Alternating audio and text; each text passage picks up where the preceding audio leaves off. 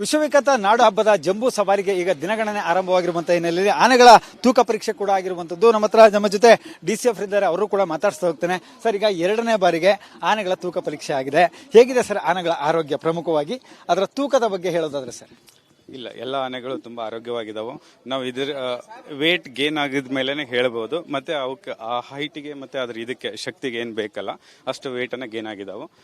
ಒಳ್ಳೆ ಚೆನ್ನಾಗಿರೋ ಫುಡ್ ತಿಂದಿದ್ದಾವೆ. ಹಬ್ಬದ ವಾತಾವರಣದಲ್ಲಿ ಸ್ವಲ್ಪ ಚೆನ್ನಾಗಿ ಗಟ್ಟಿಮುಟ್ಟಾಗಿ ಆಗಿದಾವೆ. ಒಳ್ಳೊಳ್ಳೆ ಫುಡ್ ಕೊಟ್ಟಿದ್ರಿ ಅಂತ ಆಯ್ತು ಸರ್. ಹೌದೌದು. ಈಗ ನೀವು ಇದನ್ನೇ ಇಟ್ಸ್ ರೆಕಾರ್ಡ್ ಅಲ್ಲ, ರೆಕಾರ್ಡ್ ಅಲ್ಲೇ ನೋಡ್ಬೋದು ನೀವು. ಸೊ ಎಷ್ಟು ಡಿಫ್ರೆನ್ಸ್ ಆಗಿದೆ ಅದ್ರ ಮೇಲೆ ನೋಡ್ಬೋದು. ಮತ್ತೆ ಇವಾಗ ಎಲ್ಲ ಆನೆಗಳನ್ನ ನೀವು ನೋಡಿ, ಲುಕ್ ನೋಡಿ ಅದರದ್ದು ಎಷ್ಟು ಸೌಮ್ಯ ಸ್ವಭಾವಕ್ಕೆ ತಿರುಗಿದಾವು. ನಿನ್ನೆ ಇದು ಎಷ್ಟೊಂದು ಟ್ರಾಫಿಕ್ ಜಾಮ್ ಆದ್ರೂ ಕೂಡ ಅದರ ಮಧ್ಯದಲ್ಲಿ ಎಷ್ಟು ಗಾಂಭೀರ್ಯವಾಗಿ ನಡ್ಕೊಂಡ್ ಬಂದಿದಾವೆ ಅಂದ್ರೆ ಪಕ್ಕದಲ್ಲಿ ಗಾಡಿ ಹೋದ್ರೂ ತಲೆಗೆಡ್ಸ್ಕೊಂಡಿಲ್ಲ, ಅಷ್ಟು ಗಾಂಭೀರ್ಯವಾಗಿ ನಡ್ಕೊಂಡ್ ಬಂದಿದಾವೆ. ಪ್ರಮುಖವಾಗಿ ಕ್ಯಾಪ್ಟನ್ ಅಭಿಮನ್ಯು ಈ ಬಾರಿ ಜಂಬೂ ಸವಾರಿ ಬರುವಂತದ್ದು. ಆತ 260 kg ಹೆಚ್ಚಳ ಆಗಿದೆ, ಇದರ ಬಗ್ಗೆ ಸರ್. ಅವನಿಗೆ ಆಲ್ರೆಡಿ ಇಲ್ಲಿಗೆ ಬರುವಾಗ್ಲೇನೆ ಆಲ್ಮೋಸ್ಟ್ ಅವನು ಕರೆಕ್ಟ್ ವೇಟೇ ಇದ್ದ. ಸೊ ಇನ್ನೇನು ನಮಗೆ ಹೆಚ್ಚಿಗೆ ಮಾಡೋ ಅವಶ್ಯಕತೆ ಇಲ್ಲ, ತುಂಬಾ ಹೆಚ್ಚು ಮಾಡೋ ಇದು ಇರಲಿಲ್ಲ. ಹಾಗೆ 200 kg ಗೇನ್ ಆಗಿದ್ದಾನೆ. ಇದು ಹೆಲ್ದಿ ಗೇನ್, ಏನ್ ತೊಂದರೆ ಇಲ್ಲ. ಈಗ ಆನೆಗಳನ್ನ ಆಯ್ಕೆ ಮಾಡಾಗಿದೆ, ಈಗ ನಿಶಾನೆ ಆನೆಯಾಗಿ ಯಾವ್ಯಾವ ಭಾಗವಹಿಸ್ತವೆ ಅಂದ್ರೆ ಜಂಬೂ ಸವಾರಿಯಲ್ಲಿ? ಹೌದೌದು. ನಿಶಾನೆ ಆನೆಯಾಗಿ ಧನಂಜಯ, ಮತ್ತೆ ನೌಪತ್ ಆನೆಯಾಗಿ ಗೋಪಿ. ಸೊ ಉಳಿದ ಆನೆಗಳು ಸಾಲಾನೆಯಲ್ಲಿ ಬರ್ತವೆ. ಸರ್, ಈಗ ಶ್ರೀರಂಗಪಟ್ಟಣದ ದಸರಾದ ಸಂದರ್ಭದಲ್ಲಿ ಒಂಚೂರು ವಿಚಲಿತವಾಗಿತ್ತು ಒಂದು ಆನೆ, ಅದರ ಬಗ್ಗೆ ಹೇಳೋದಾದ್ರೆ ಸರ್. ನೋಡಿ, ಇಲ್ಲ ವಿಚಲಿತ ಅಲ್ಲ ಅದು. ಏನಂತಂದ್ರೆ ಯೂಶುವಲಿ ಈ ಶ್ರೀರಂಗಪಟ್ಟಣದಲ್ಲಿ ಏನಂತಂದ್ರೆ ಚೆನ್ನಾಗಿ ಕಬ್ಬು ಮತ್ತು ಇದನ್ನ ಜಾಸ್ತಿ ಕೊಟ್ಬಿಟ್ಟಿದ್ದಾರೆ. ಒಳ್ಳೆ ರಾತ್ರಿ ಕಬ್ಬು ತಿಂದ್ಬಿಟ್ಟು ಬೆಳಗ್ಗೆ ಲಾರಿ ಹತ್ಸ ಕರ್ಕೊಂಡು ಹೋದ್ರೆ ಯಾರಿಗೆ ತಾನೇ ಇಷ್ಟ ಆಗುತ್ತೆ. ಸೊ ಹಠ ಮಾಡುತ್ತೆ ಅದು. ಯೂಶುವಲಿ ಇದು ಲಾರಿ ಹತ್ತಲ್ಲ ನಾನು ಅಂತ ಹೇಳಿ ಹಠ ಮಾಡಿದೆ. ಆಮೇಲೆ ನಮ್ಮವರು ಬೆದರಿಸ್ಬಿಟ್ಟು ಮತ್ತೆ ಲಾರಿ ಹತ್ಸಲು ಯಶಸ್ವಿಯಾಗಿದೆ.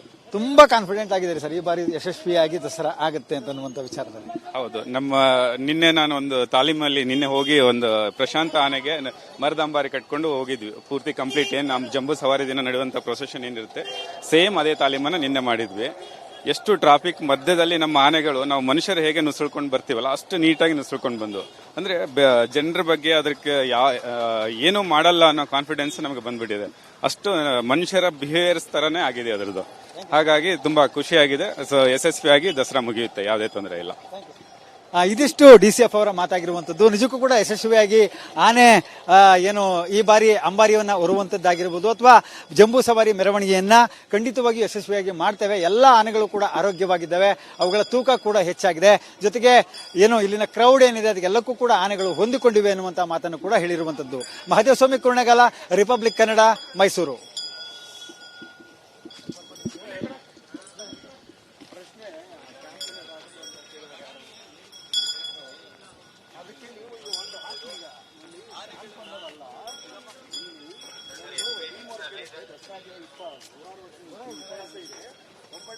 ಕೆಲಸ ಮಾಡೋದು ಅದನ್ನ ಓವರ್ಲ್ಯಾಪ್ ಮಾಡೋದು ಇಷ್ಟ ಆಗಲ್ಲ ಅನ್ನೋದು ICF ಅದು ಅಭಿಪ್ರಾಯ ಇರುತ್ತೆ ಅಂತ ತಾವು ಅದನ್ನ ಹೇಳಬೇಕು. ಅಲ್ಲಿ ಅವನು ಫೋನ್ ಮಾಡಿದಾನಂದ್ರೆ ಅವನು ಡಾಕ್ಟರ್ ದುಡ್ಡು ಕೊಟ್ಟು ಹೇಳ್ತಿರ್ಬೇಕಲ್ಲ. ಹಾಗೆ ಈಗ ಅವ್ನು ಮೀಡಿಯಾದವನು ಒಬ್ಬ ಅವನ ಬದಲಿಗೆ ಅವನ ಪ್ರಶ್ನೆ ಇನ್ನೊಬ್ಬ ಬಂದು ಮೀಡಿಯಾದವ್ರಿಗೆ ಹೇಳ್ತಾನೆ. ಅವನು ತಪ್ಪಲ್ವ ಅದು? ನಿಜ. ಇಷ್ಟು ಹೋಗಿ ನಾವು ಕೆಲಸ ಮಾಡಿ ನಾವು ಪ್ರಯೋಜನ ಗೊತ್ತಿದೆ ಅವನಿಗೆ. ವಿಶ್ವವಿಖ್ಯಾತ ನಾಡು ಹಬ್ಬದ ಜಂಬೂ ಸವಾರಿಗೆ ಈಗ ದಿನಗಣನೆ ಆರಂಭವಾಗಿರುವಂತಹ ಹಿನ್ನೆಲೆಯಲ್ಲಿ ಆನೆಗಳ ತೂಕ ಪರೀಕ್ಷೆ ಕೂಡ ಆಗಿರುವಂತದ್ದು. ನಮ್ಮ ಜೊತೆ DCF ಇದ್ದಾರೆ, ಅವರು ಕೂಡ ಮಾತಾಡ್ತಾ ಹೋಗ್ತೇನೆ. ಸರ್, ಈಗ 2ನೇ ಬಾರಿಗೆ ಆನೆಗಳ ತೂಕ ಪರೀಕ್ಷೆ ಆಗಿದೆ.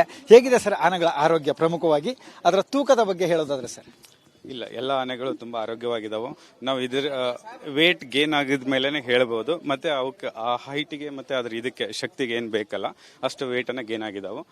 ಒಳ್ಳೆ ಚೆನ್ನಾಗಿರೋ ಫುಡ್ ತಿಂದಿದ್ದಾವೆ. ಹಬ್ಬದ ವಾತಾವರಣದಲ್ಲಿ ಸ್ವಲ್ಪ ಚೆನ್ನಾಗಿ ಗಟ್ಟಿಮುಟ್ಟಾಗಿ ಆಗಿದಾವೆ. ಒಳ್ಳೊಳ್ಳೆ ಫುಡ್ ಕೊಟ್ಟಿದ್ರಿ ಅಂತ ಆಯ್ತು ಸರ್. ಹೌದೌದು. ಈಗ ನೀವು ಇದನ್ನೇ ಇಟ್ಸ್ ರೆಕಾರ್ಡ್ ಅಲ್ಲ, ರೆಕಾರ್ಡ್ ಅಲ್ಲೇ ನೋಡ್ಬೋದು ನೀವು. ಸೊ ಎಷ್ಟು ಡಿಫ್ರೆನ್ಸ್ ಆಗಿದೆ ಅದ್ರ ಮೇಲೆ ನೋಡ್ಬೋದು. ಮತ್ತೆ ಇವಾಗ ಎಲ್ಲ ಆನೆಗಳನ್ನ ನೀವು ನೋಡಿ, ಲುಕ್ ನೋಡಿ ಅದರದ್ದು ಎಷ್ಟು ಸೌಮ್ಯ ಸ್ವಭಾವಕ್ಕೆ ತಿರುಗಿದಾವು. ನಿನ್ನೆ ಇದು ಎಷ್ಟೊಂದು ಟ್ರಾಫಿಕ್ ಜಾಮ್ ಆದ್ರೂ ಕೂಡ ಅದರ ಮಧ್ಯದಲ್ಲಿ ಎಷ್ಟು ಗಾಂಭೀರ್ಯವಾಗಿ ನಡ್ಕೊಂಡ್ ಬಂದಿದಾವೆ ಅಂದ್ರೆ ಪಕ್ಕದಲ್ಲಿ ಗಾಡಿ ಹೋದ್ರೂ ತಲೆಗೆಡ್ಸ್ಕೊಂಡಿಲ್ಲ, ಅಷ್ಟು ಗಾಂಭೀರ್ಯವಾಗಿ ನಡ್ಕೊಂಡ್ ಬಂದಿದಾವೆ. ಪ್ರಮುಖವಾಗಿ ಕ್ಯಾಪ್ಟನ್ ಅಭಿಮನ್ಯು ಈ ಬಾರಿ ಜಂಬೂ ಸವಾರಿ ಬರುವಂತದ್ದು. ಆತ 260 kg ಹೆಚ್ಚಳ ಆಗಿದೆ, ಇದರ ಬಗ್ಗೆ ಸರ್. ಅವನಿಗೆ ಆಲ್ರೆಡಿ ಇಲ್ಲಿಗೆ ಬರುವಾಗ್ಲೇನೆ ಆಲ್ಮೋಸ್ಟ್ ಅವನು ಕರೆಕ್ಟ್ ವೇಟೇ ಇದ್ದ. ಸೊ ಇನ್ನೇನು ನಮಗೆ ಹೆಚ್ಚಿಗೆ ಮಾಡೋ ಅವಶ್ಯಕತೆ ಇಲ್ಲ, ತುಂಬಾ ಹೆಚ್ಚು ಮಾಡೋ ಇದು ಇರಲಿಲ್ಲ. ಹಾಗೆ 200 kg ಗೇನ್ ಆಗಿದ್ದಾನೆ. ಇದು ಹೆಲ್ದಿ ಗೇನ್, ಏನ್ ತೊಂದರೆ ಇಲ್ಲ. ಈಗ ಆನೆಗಳನ್ನ ಆಯ್ಕೆ ಮಾಡಾಗಿದೆ, ಈಗ ನಿಶಾನೆ ಆನೆಯಾಗಿ ಯಾವ್ಯಾವ ಭಾಗವಹಿಸ್ತವೆ ಅಂದ್ರೆ ಜಂಬೂ ಸವಾರಿಯಲ್ಲಿ? ಹೌದು, ನಿಶಾನೆ ಆನೆಯಾಗಿ ಧನಂಜಯ, ಮತ್ತೆ ನೌಪತ್ ಆನೆಯಾಗಿ ಗೋಪಿ. ಸೊ ಉಳಿದ ಆನೆಗಳು ಸಾಲಾನೆಯಲ್ಲಿ ಬರ್ತವೆ. ಸರ್, ಈಗ ಶ್ರೀರಂಗಪಟ್ಟಣದ ದಸರಾದ ಸಂದರ್ಭದಲ್ಲಿ ಒಂಚೂರು ವಿಚಲಿತವಾಗಿತ್ತು ಒಂದು ಆನೆ, ಅದರ ಬಗ್ಗೆ ಹೇಳೋದಾದ್ರೆ ಸರ್? ನೋಡಿ, ಇಲ್ಲ ವಿಚಲಿತ ಅಲ್ಲ ಅದು. ಏನಂತಂದ್ರೆ ಯೂಶುವಲಿ ಈ ಶ್ರೀರಂಗಪಟ್ಟಣದಲ್ಲಿ ಏನಂತಂದ್ರೆ ಚೆನ್ನಾಗಿ ಕಬ್ಬು ಮತ್ತು ಇದನ್ನ ಜಾಸ್ತಿ ಕೊಟ್ಬಿಟ್ಟಿದ್ದಾರೆ. ಒಳ್ಳೆ ರಾತ್ರಿ ಕಬ್ಬು ತಿಂದ್ಬಿಟ್ಟು ಬೆಳಗ್ಗೆ ಲಾರಿ ಹತ್ಸ ಕರ್ಕೊಂಡು ಹೋದ್ರೆ ಯಾರಿಗೆ ತಾನೇ ಇಷ್ಟ ಆಗುತ್ತೆ. ಸೊ ಹಠ ಮಾಡುತ್ತೆ ಅದು. ಯೂಶುವಲಿ ಇದು ಲಾರಿ ಹತ್ತಲ್ಲ ನಾನು ಅಂತ ಹೇಳಿ ಹಠ ಮಾಡಿದೆ. ಆಮೇಲೆ ನಮ್ಮವರು ಬೆದರಿಸ್ಬಿಟ್ಟು ಮತ್ತೆ ಲಾರಿ ಹತ್ಸಲು ಯಶಸ್ವಿಯಾಗಿದೆ. ತುಂಬಾ ಕಾನ್ಫಿಡೆಂಟ್ ಆಗಿದ್ದಾರೆ ಸರ್, ಈ ಬಾರಿ ಯಶಸ್ವಿಯಾಗಿ ದಸರಾ ಆಗುತ್ತೆ ಅಂತ ಅನ್ನುವಂತ ವಿಚಾರದಲ್ಲಿ. ಹೌದು, ನಿನ್ನೆ ನಾನು ಒಂದು ತಾಲೀಮಲ್ಲಿ ಹೋಗಿ ಒಂದು ಪ್ರಶಾಂತ ಆನೆಗೆ ಮರದಂಬಾರಿ ಕಟ್ಕೊಂಡು ಹೋಗಿದ್ವಿ. ಪೂರ್ತಿ ಕಂಪ್ಲೀಟ್ ಏನ್ ನಮ್ಮ ಜಂಬೂ ಸವಾರಿ ದಿನ ನಡೆಯುವಂತ ಪ್ರೊಸೆಷನ್ ಏನಿರುತ್ತೆ ಸೇಮ್ ಅದೇ ತಾಲೀಮನ್ನ ನಿನ್ನೆ ಮಾಡಿದ್ವಿ. ಎಷ್ಟು ಟ್ರಾಫಿಕ್ ಮಧ್ಯದಲ್ಲಿ ನಮ್ಮ ಆನೆಗಳು ನಾವು ಮನುಷ್ಯರು ಹೇಗೆ ನುಸುಳ್ಕೊಂಡು ಬರ್ತೀವಲ್ಲ ಅಷ್ಟು ನೀಟಾಗಿ ನುಸುಳ್ಕೊಂಡು ಬಂದು, ಅಂದ್ರೆ ಜನರ ಬಗ್ಗೆ ಅದಕ್ಕೆ ಏನು ಮಾಡಲ್ಲ ಅನ್ನೋ ಕಾನ್ಫಿಡೆನ್ಸ್ ನಮಗೆ ಬಂದ್ಬಿಟ್ಟಿದೆ. ಅಷ್ಟು ಮನುಷ್ಯರ ಬಿಹೇವಿಯರ್ಸ್ ತರನೇ ಆಗಿದೆ ಅದರದ್ದು. ಹಾಗಾಗಿ ತುಂಬಾ ಖುಷಿಯಾಗಿದೆ. ಸೊ ಯಶಸ್ವಿಯಾಗಿ ದಸರಾ ಮುಗಿಯುತ್ತೆ, ಯಾವುದೇ ತೊಂದರೆ ಇಲ್ಲ. ಇದಿಷ್ಟು DCF ಅವರ ಮಾತಾಗಿರುವಂತದ್ದು. ನಿಜಕ್ಕೂ ಕೂಡ ಯಶಸ್ವಿಯಾಗಿ ಆನೆ ಏನು ಈ ಬಾರಿ ಅಂಬಾರಿಯನ್ನ ಹೊರುವಂತದ್ದಾಗಿರ್ಬೋದು ಅಥವಾ ಜಂಬೂ ಸವಾರಿ ಮೆರವಣಿಗೆಯನ್ನ ಖಂಡಿತವಾಗಿ ಯಶಸ್ವಿಯಾಗಿ ಮಾಡ್ತೇವೆ. ಎಲ್ಲ ಆನೆಗಳು ಕೂಡ ಆರೋಗ್ಯವಾಗಿದ್ದಾವೆ, ಅವುಗಳ ತೂಕ ಕೂಡ ಹೆಚ್ಚಾಗಿದೆ. ಜೊತೆಗೆ ಏನು ಇಲ್ಲಿನ ಕ್ರೌಡ್ ಏನಿದೆ ಅದಕ್ಕೆಲ್ಲಕ್ಕೂ ಕೂಡ ಆನೆಗಳು ಹೊಂದಿಕೊಂಡಿವೆ ಅನ್ನುವಂತ ಮಾತನ್ನು ಕೂಡ ಹೇಳಿರುವಂತದ್ದು. ಮಹದೇವ ಸ್ವಾಮಿ ಕುರ್ಣಗಾಲ, ರಿಪಬ್ಲಿಕ್ ಕನ್ನಡ, ಮೈಸೂರು.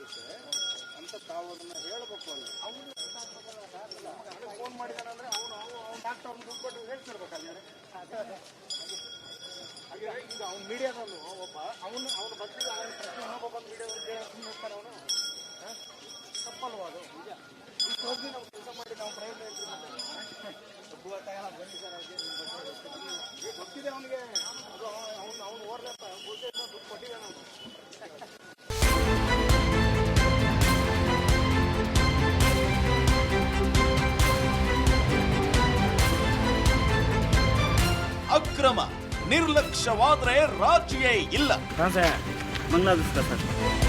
ವಾಲ್ಮೀಕಿ ಹಗರಣದ ಸುದ್ದಿ ಪ್ರಸಾರ ಮಾಡಿದ್ದು ನಾವೇ ಮೊದಲು. ನಮ್ಮ ಮೋಟಿವ್ ಅಚೀವ್ಡ್ ಅಂತ ಹೇಳಿರೋದು. ಐತಿಹಾಸಿಕ ಸಂದರ್ಭ. ಅಯೋಧ್ಯೆಯ ಮೂಲಕ ಇಡೀ ವಿಶ್ವಕ್ಕೇನೆ ರಾಮ ನಾಮದ ಜಪ ಪಸರಿಸ್ತಾ ಇತ್ತು. ಅನುಕೂಲದ ಸಂಕಷ್ಟ. ಕೆಲವು ನಿಮಿಷಗಳಲ್ಲಿ ಎಲ್ಲವನ್ನು ಕೂಡ ಕೊಚ್ಚಿಕೊಂಡು ಹೋಗಿದೆ. ದೊಡ್ಡ ದೊಡ್ಡ ಬಂಡೆ ಕಲ್ಲುಗಳು ಕೂಡ ಅಲ್ಲಿ ಬಿದ್ದಿರೋದನ್ನ ನಾವೀಗ ಅಲ್ಲಿ ನಾವು ನೋಡಬಹುದು. ನಾಡಿನ ಹಿತಕ್ಕಾಗಿ ಅಭಿಯಾನಗಳ ಸಾಲು. ನಮ್ಮ ಕಾವೇರಿಯ ಹೋರಾಟದ ವಿಚಾರವಾಗಿ ಇಡೀ ಮಂಡ್ಯ ಜಿಲ್ಲೆಯಾದ್ಯಂತ ಇವತ್ತು ಬರು ಮನೆಯ ಟಾಯ್ಲೆಟ್ ನ ನೀರಿದು ಸ್ವಲ್ಪ ಆದ್ರೂ ಮನುಷ್ಯತ್ವ ಇದೆ ಅಂದ್ರೆ ನಿಮ್ಗೆ. Reels, social media sensation. ನಮಗೆ ಮಾಡಕ್ ಕೆಲಸ ಇಲ್ಲ, ಶೆಡ್ಡಿಗೆ ಹೋಗೋಣ ಬಾ. ಬ್ಯಾಂಕಿಗೆ ಹೋಗ್ತೀರಿ ಬರ್ತೀರಿ 2000 ಮಾತ್ರ ಬರ್ತಾ ಇಲ್ಲ. 2000 ನಂದೇ ಹೊಂಟೈತು. ಕನ್ನಡಿಗರ ಮೊದಲ ಆಯ್ಕೆ ರಿಪಬ್ಲಿಕ್ ಕನ್ನಡ. ರೈತರ ಕಷ್ಟ ಏನಂತ ತೋರಿಸಿದವ್ರಂದ್ರೆ ರಿಪಬ್ಲಿಕ್ ಕನ್ನಡ ಟಿವಿ. ಈ ರಿಪಬ್ಲಿಕ್ ಟಿವಿ ಅವರು ಇದನ್ನ ಹೊರಗೆ ತರುವಂತ ವ್ಯವಸ್ಥೆಯನ್ನು ಮಾಡಿ ನಮ್ಗೆ ಎಲ್ಲರಿಗೂ ಅನುಕೂಲ ಮಾಡಿಕೊಡುವಲ್ಲಿ ಯಶಸ್ವಿಯನ್ನಾಗಿದ್ದಾರೆ.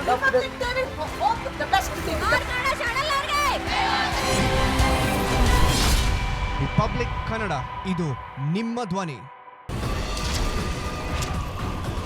ಮುಖ್ಯಮಂತ್ರಿ ಪಟ್ಟಕ್ಕಾಗಿ ಪ್ರತಿಭಟನೆ ನಡೆಯುತ್ತೆ, ಉಪಮುಖ್ಯಮಂತ್ರಿ ಪಟ್ಟಕ್ಕಾಗಿ ಪ್ರತಿಭಟನೆ ನಡೆಯುತ್ತೆ, ನಟ ನಟಿಯರ ಪರವಾಗಿ ಪ್ರತಿಭಟನೆ ನಡೆಯುತ್ತೆ. ಆದರೆ ಸಮಾಜದ ಕಟ್ಟ ಕಡೆಯ ವ್ಯಕ್ತಿಯ ಬಗ್ಗೆ, ತುಳಿತಕ್ಕೆ ಒಳಗಾದವರ ಬಗ್ಗೆ, ಬಡವರ ಕಣ್ಣೀರಿನ ಬಗ್ಗೆ ಯಾರೂ ಮಾತಾಡಲ್ಲ ಅಲ್ವಾ? ಬಟ್ ಡೋಂಟ್ ವರಿ, ಇನ್ನು ಮುಂದೆ ನಾವು ಬರ್ತೀವಿ. ಅಂದಿನ ನಿಮ್ಮ ಬಿಗ್ 3 ಇನ್ನು ಮುಂದೆ ಸೂಪರ್ 3 ಪ್ರತಿದಿನ ಮಧ್ಯಾಹ್ನ 12 ಗಂಟೆಗೆ ರಿಪಬ್ಲಿಕ್ ಕನ್ನಡದಲ್ಲಿ ಸೂಪರ್ 3. ರಾಜಕೀಯದಲ್ಲಿ 1+1 ಯಾವಾಗ್ಲೂ 2 ಅಲ್ಲ. ರಾಜಕಾರಣಿಗಳ ಮಾತಿಗೆ ಅವ್ರು ಅಂದಷ್ಟೇ ಅರ್ಥ ಇರೋದೂ ಇಲ್ಲ. ವಿವಾದ, ವಿಮರ್ಶೆ, ವಿಶ್ಲೇಷಣೆ ಇಲ್ಲದೆ ರಾಜಕೀಯ ಕಂಪ್ಲೀಟ್ ಆಗಲ್ಲ. ದಿನದ ಸೆನ್ಸೇಷನಲ್ ರಾಜಕೀಯ ಸುದ್ದಿಯ ಕಂಪ್ಲೀಟ್ ರೌಂಡ್ ಅಪ್ ನಿಮಗಾಗಿ ನಿಮ್ಮ ರಿಪಬ್ಲಿಕ್ ಕನ್ನಡದಲ್ಲಿ ಸಂಜೆ 3:57ಕ್ಕೆ ಪಕ್ಕಾ ಪಾಲಿಟಿಕ್ಸ್.